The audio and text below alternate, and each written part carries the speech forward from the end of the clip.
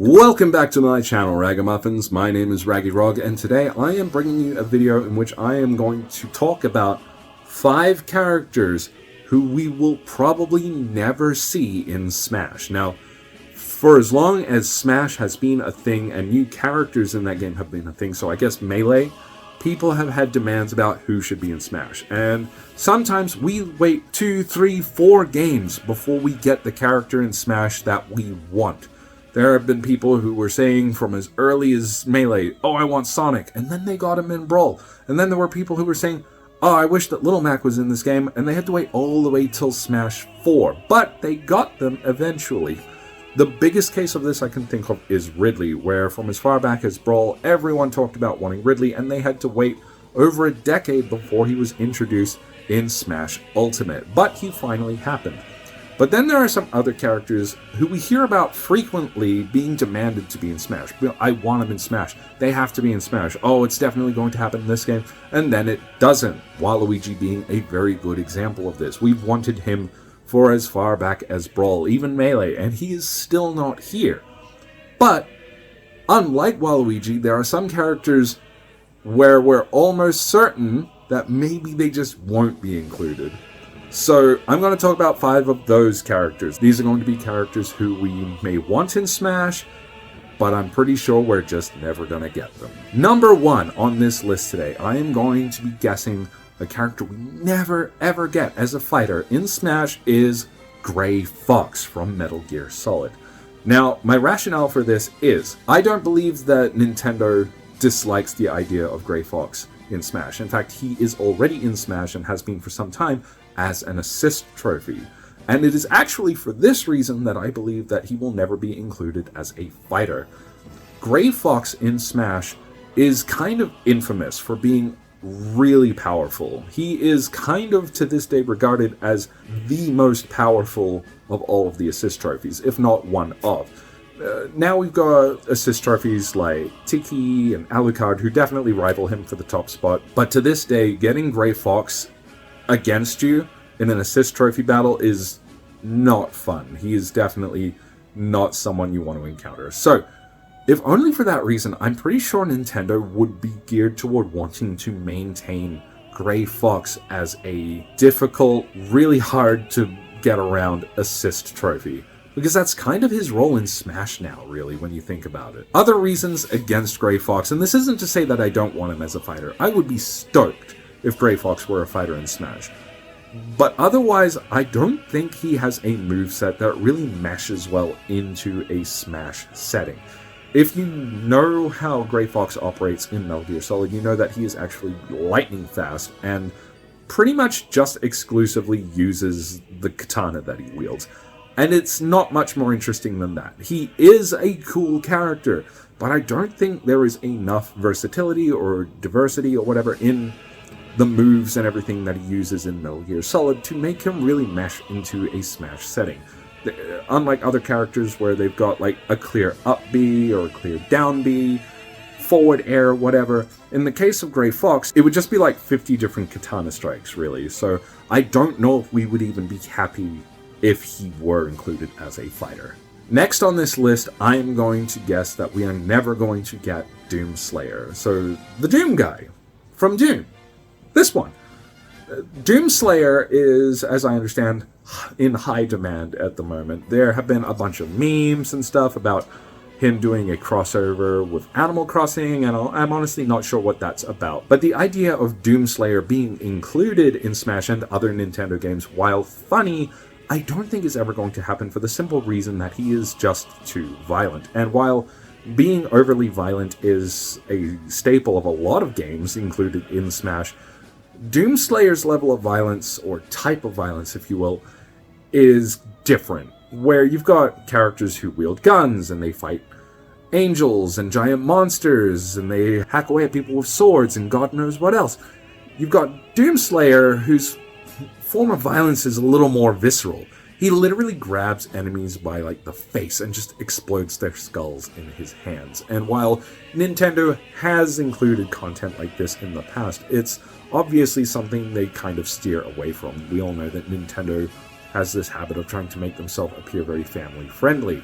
And I don't blame them for that. So in a similar style to Grey Fox, I have to wonder, if we ever did get Doomslayer as a playable character in Smash, would we even be happy with what we get? Number 3 on this list, and I have to tell you guys, Goku is never coming to Smash. Goku is a character who is also in very high demand. You hear a lot of people talking about wanting Goku in Smash, and I'm just going to tell you right now, outside of being arguably not video game related, Goku is in video games. There are many, in fact. But he's not known for video games. He is known for being in an anime. And it's like, there's no rule written about it, but it's such a weird disconnect from what constitutes a video game fighter type character. I just don't see it happening. So if only for definition's sake, I don't think we'll ever see Goku as a fighter. But here's my other rationale. Similar to the other fighters I have mentioned so far in this video, I am certain that if we ever did get Goku as a fighter, even if you wanted him more than anything else in the world to be included in Smash, you would not be happy with how they gave him to you. And here's why. Goku has so many different forms and transformations and powers and abilities. There is absolutely no way they would be able to touch on all of those bases in a Smash game. If they gave us Goku, they might just give us base form Goku. Alternatively, they might give him the ability to turn into a Super Saiyan. But then, how far would they be willing to let that go? Would they let him turn into a Super Saiyan 2 or Super Saiyan 3? Would they let us become a Super Saiyan God, Super Saiyan Blue, Ultra Instinct? The more you think about it, the more not possible it seems to give us a viable character who can go through all of these transformations. And I know that some people, if given a character who could do all of that, would be irked by it. It would be too much going on. And then there would be others, say you're given base form Goku, and that's it. I know that there are going to be tons of people who are just outraged that they weren't given Ultra Instinct Goku. It's a situation where I don't think you can please everyone.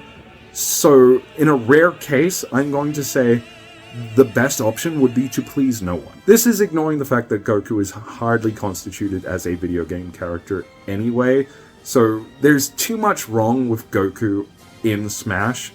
And another note as well is his inclusion in Smash would also create a precedent for literally any character. I don't want to be that guy, but I want there to be a certain standard for what constitutes whether someone even qualifies to be in Smash or not. And I think that if Goku were included, it would only be a matter of time before we ended up with Luffy and Naruto and a whole bunch of other characters who have absolutely nothing to do with Nintendo. So let me know what you think. Next on this list, I'm going to say Bandana Waddle. Now, the Kirby franchise is iconic and has been a part of Smash since day one. And over time, I think at a respectable pace, we have been given new fighters. I believe it was in Brawl that we were given both Meta Knight and King DDD. So, and this has given us quite a broad spectrum of representation for Kirby. Kirby himself as a character also has gotten a lot of love because we all know that he was also created by Sakurai, who is also the creator of Smash. So that's wonderful. I understand that there are a lot of people who want for the Kirby series to get more representation, but I think that just going with the first mildly interesting character that you see outside of the already 3 established ones is not the way to go. There are a lot of characters in Kirby, and I understand that a lot of them are kind of just throwaway characters. They may only make one appearance, but as I understand, Bandana Waddle is kind of a recurring character, but the other thing is he is not an interesting character. While you feasibly could create a whole moveset and playstyle around Bandana Waddle, that would work and be good and people might love it, he is not an interesting character, and I would put him in the same vein as Piranha Plant, and I hate Piranha Plant. It would be considered an afterthought and very cheap.